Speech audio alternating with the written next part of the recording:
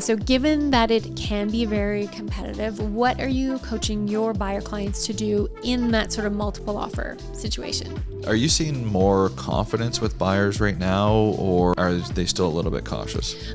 There's definitely opportunities for home buyers now. If you can afford a second property, I always think it's good to buy when other people are not buying. Yeah. Welcome to the TNT Real Estate Podcast, where we spark conversations that set you up for real estate success. I'm Tyler. And I'm Tanya, and each week we bring you expert tips on navigating Northern Ontario's real estate market. Whether you're buying, selling, or investing, we've got the tools to help you thrive.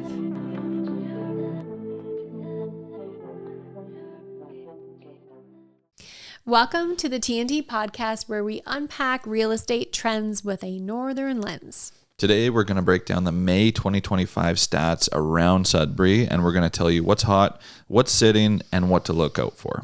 We will be going neighborhood by neighborhood. We're going to be analyzing different properties, why they're selling fast. So we're going to look at days on market. We're going to take a deep dive into that and look at the different stories and the different price ranges and the different neighborhoods for sure. Okay, so let's just do it like as a overall first.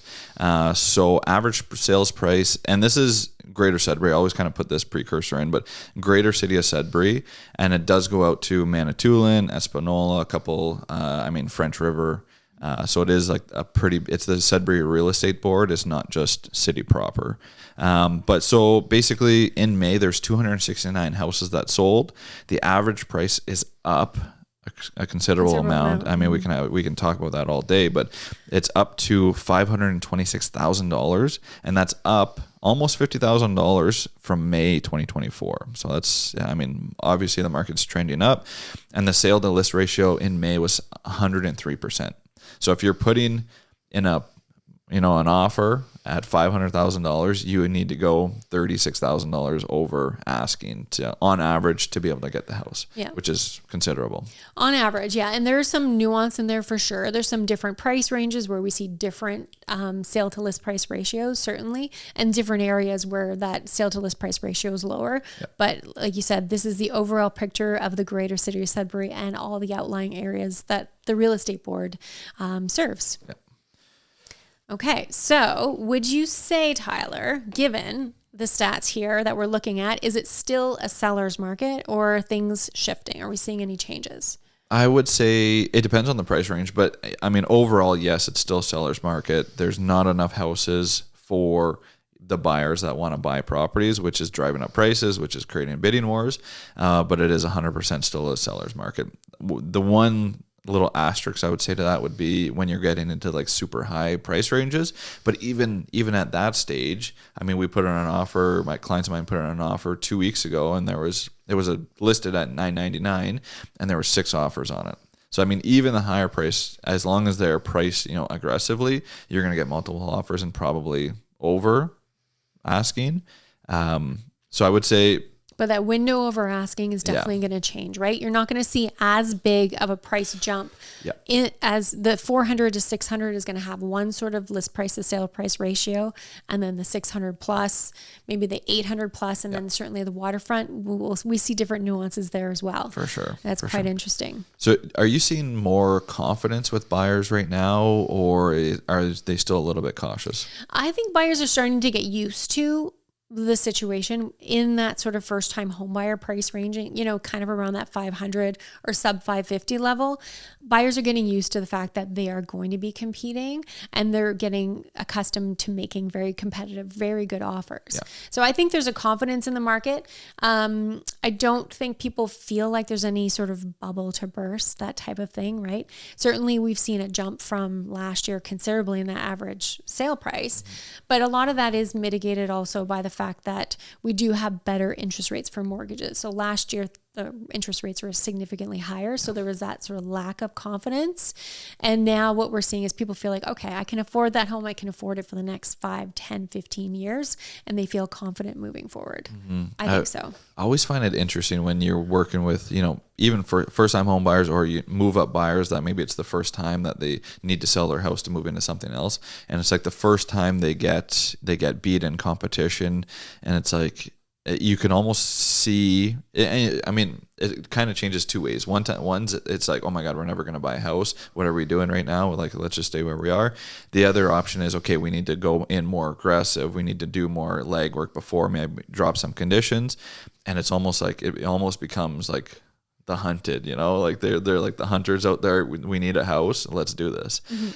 Which is kind of like, if you have a realtor that's maybe inexperienced, it could be a little bit dangerous too, because I'm seeing a lot in the market that are like, there's no way that this house should sell for this price.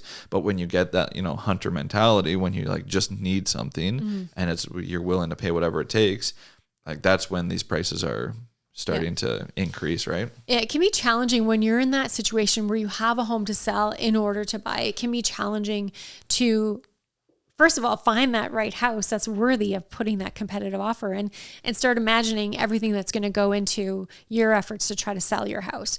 So I find those move up buyers are a little bit more cautious, but absolutely, like you said, when they've decided, let's say they've outgrown their house and they need a garage, or they need, a fourth bedroom, whatever the case may be. Once the buyers and, they're already homeowners need that other house, they're willing to go all in on finding it and achieving it. Okay, so let's move into the neighborhoods, and let's start with the neighborhoods that are performing really well. And I mean, there's not really a surprise when we kind of talk about this list, because they're always, and I mean, in the last 5 to 10 years, they've always they're top of the list. But the top would be New Sudbury, which is, always high in demand for investors and for homeowners. We have Walden on the list, so out and lively, trending very well. The Valley East, I would say, was probably, I always think it's a surprise when we talk about the Valley, but it's always on our, top moving list.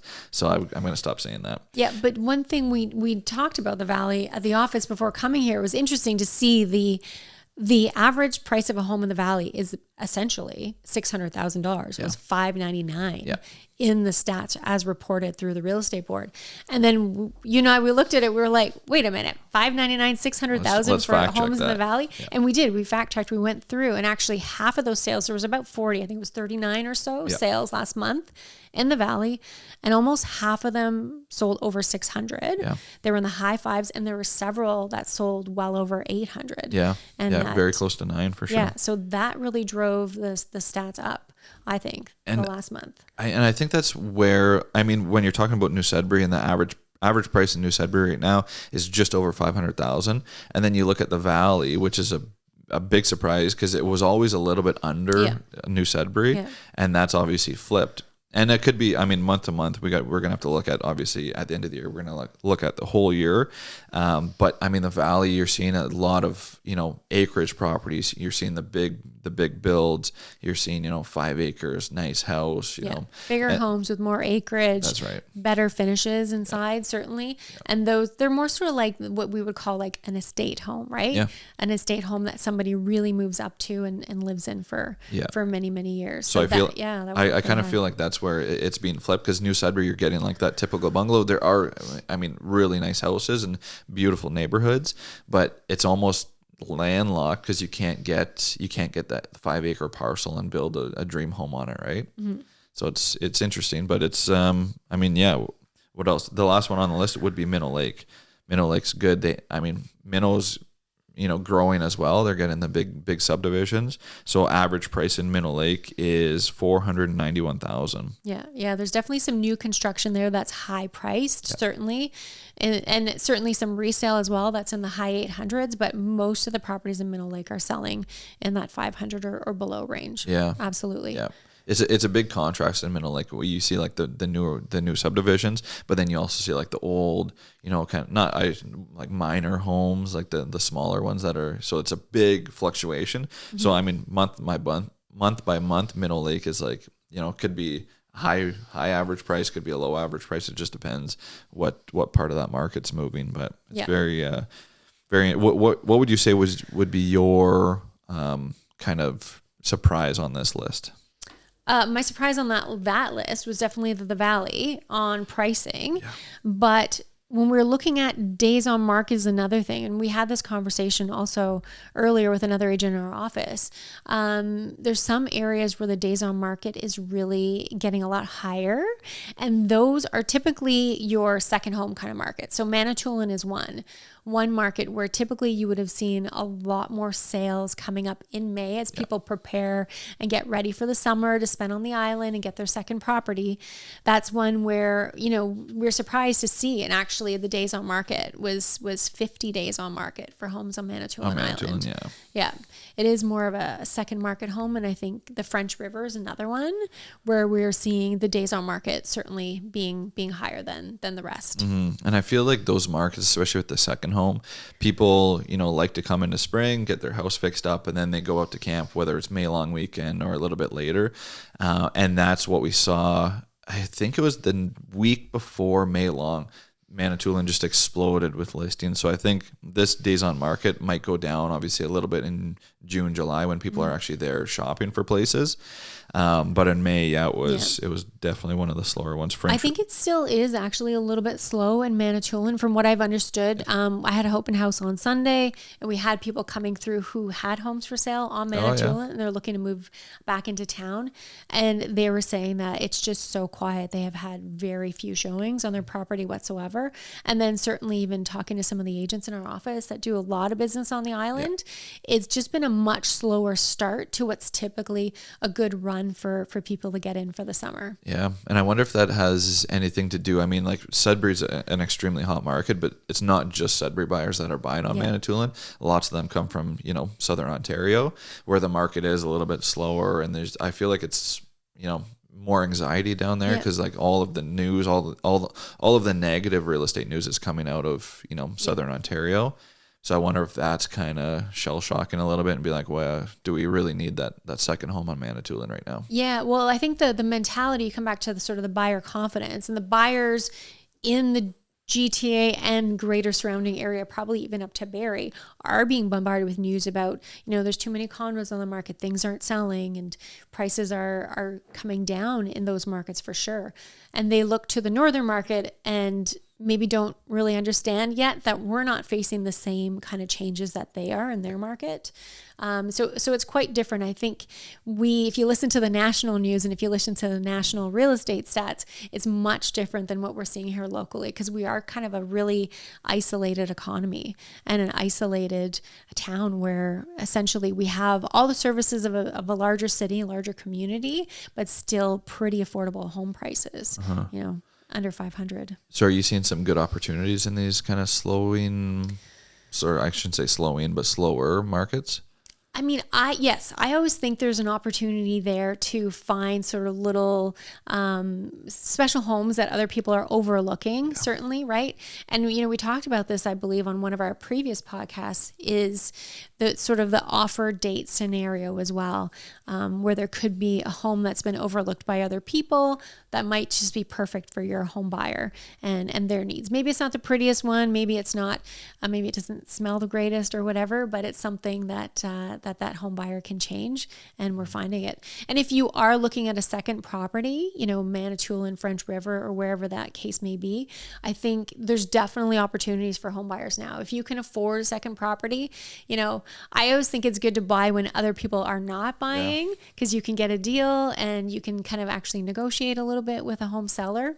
So I think there's good opportunities in the outskirts. Yeah. That's good. That's good to hear. So let's get back a little bit to days on market, because when we tell people, okay, it's 50 days on market in Manitoulin and French River, they may be like, oh, that's not really bad. It's a month and a half. It's manageable. But if you're kind of contrasting that or comparing that to other markets, and I mean those hotter markets, which markets are kind of selling fastest, I would say? Yeah. Well, I mean, New Sudbury, I think we were looking at about 13 or so days on market. New Sudbury, Valley East also is in that short days on market. Yeah. Walden often is a very low days on market. So I believe we're kind of sub 10 days on market on those markets. Yeah. I mean, 13 days on market in New Sudbury, which is crazy fast when you consider, 2 weeks. And it's, I mean, this would be even lower, but now that we're holding offers for 6 days, 7 days to allow people to get into the house, to see the house, feel it, if they want to do pre-list or pre-offer inspections. This, like, I feel like this would be a lot lower if we didn't have those rules in place. Yeah. I mean, people would come in on day one, buy the property, usually maybe cash, and it would be gone. So I feel like 13 days is still a short period of time, but it would be even shorter if we didn't have, those conditions in the listings. Yep.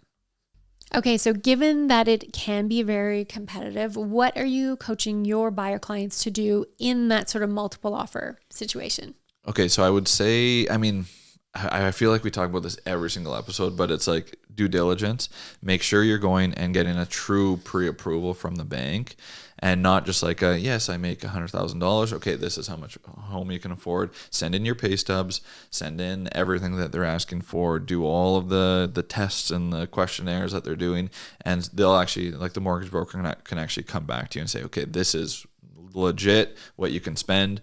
And when we send it to the banks are going to be happy to see that we already have all this paperwork, and they're going to approve it faster. Yeah, they're going to give you the mortgage. On top of that, it's really just having those conversations and kind of leaning into my experience or our experience as realtors and being like, okay, this is what I would look for if I was doing a home inspection. And then if they are still extremely serious about doing the home inspection, do a pre-listing inspection. It's a little bit of money, especially to put out, especially if you're, in a bidding war or something that you may not get the house. But to be able to go in clean with a, like, unconditional offer, I think is kind of where you have to be. And then it's about having those conversations with the listing realtor and being like, what closing date do they want? I don't know how many times we get into a multiple offer situation on one of our listings. Yeah. The last minute question everybody asks you, what's your client's closing date? What closing date do they want? And some people don't ask. They just put, whatever their client wants, which is fine. But it's like such an easy tip. If you can, maybe it's just like 2 weeks off, and it's just like, ask. I like to make sure that if we're sending an offer forward, and if my clients are the buyers and they have, they have a lot of flexibility in their closing date, it doesn't matter. I want to send the offer forward to be accepted. Yeah. I don't want it to be countered because they want to close on a Monday versus a Friday. Yeah. That is ridiculous. So if you can send an offer forward that has the seller's ideal closing date, if that's okay with the buyer, awesome. But there's ways that you can insert a closing date sort of flexibility in there so that the selling agent can accept your offer rather than take the risk of sending it back. Because when you're working for the seller, you would rather just be able to accept one great offer rather than the risk of sending it back. Because as soon as you send it back to that buyer and their agent, they could walk away and it could just evaporate, right? Absolutely. So it's important that you work with the selling agent to get that offer accepted. Absolutely. Yeah. Okay, so for sellers, what do you think is a better strategy right now? List high side or under list and get multiple offers? I know we have different opinions on this, but what we're seeing is a slightly undervalue listing in a certain price range. We'll caveat that it has to be within a certain price range. It has to be for first-time home buyers. So 500 and under, maybe 550 and under, you can underprice a property a little bit and still expect multiple offers. I don't like underpricing. That's even a word. Underpricing, because it just, like we had talked about this before, that it really gives that buyer a false hope that they can actually afford this property when it's way outside that. So I don't believe in that. But I do think in the higher price range, so over 6 and 650, 700 certainly, you can't underprice a property and expect there to be multiple offers unless it's a super hot property with waterfront or acreage or something like that. There's a lot of buyers looking for, but if it's a lovely, beautiful home in a subdivision and it's a higher price point because it's big and beautiful and lovely, you really can't underprice a property. There's just too much risk there. That what happens if you get only one offer, right? You don't often get multiple offers when you're in that higher price range. Yeah. And just like you said, it really depends on the property. There's some that, like I was just talking about that $1 million place that, we got 6 offers, but it was just because it was like so niche and specific that a property like that doesn't come along every single week, or even, this is probably the first one this year that's come along like that. Yeah. And it was gorgeous. So that's why there was so much action on it.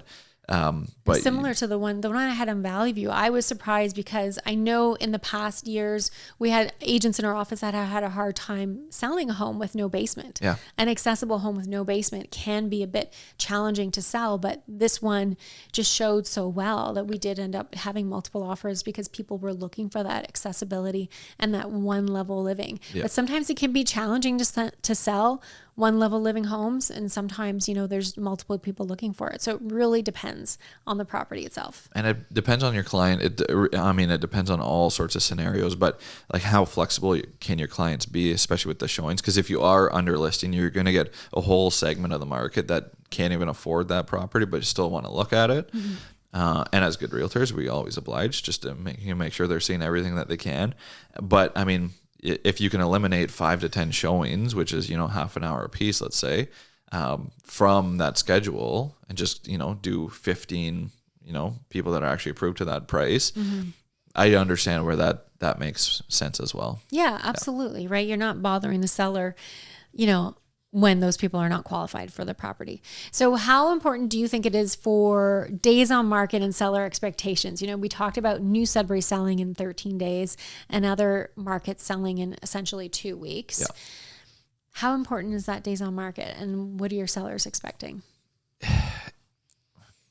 I always say this, but it really depends on the client. To me, when I see, agents post, sold with 5 days on the market, whatever, who cares? Yeah. Who cares? Because what happens if you would have waited to 10 days on the market and got more money for your client? Like, it's not necessarily always like that first offer. And when it's more of a buyer's market, we always say, the first offer is usually the best because they're excited about the property. They're coming in, they're showing, initiative to actually write the offer. But in a seller's market, it's like, okay, everything sells with 5 days on the market, or not very many. So is it that big of a deal? No, it's not. Okay. I put very little emphasis on days on market. Yeah, but what if your what if your house hasn't sold in 10 days? Okay, so especially in the higher ranges, in the first time home buyer range, it doesn't matter. When you get to the higher price ranges, then you have to start having conversations with your clients and saying, if it hasn't sold in an X amount of period, maybe we start looking at a price amendment, or we're going to do a different piece of marketing. What are your thoughts on that?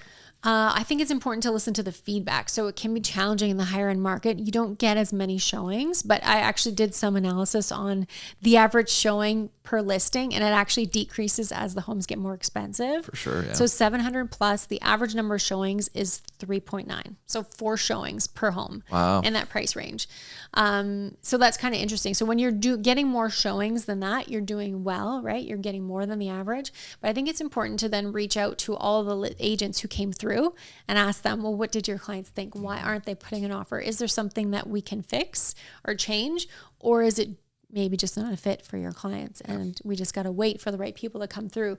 I would say it's hard when your client has maybe the expectation of a home selling in 1 week or 2 weeks because they saw that on somebody's Instagram, probably. A friend at work sold their house in 5 days, but it was half the price of yours. $400,000 house. So it is a different story. But when your home is more expensive, it will take longer to sell. It's more of a niche market.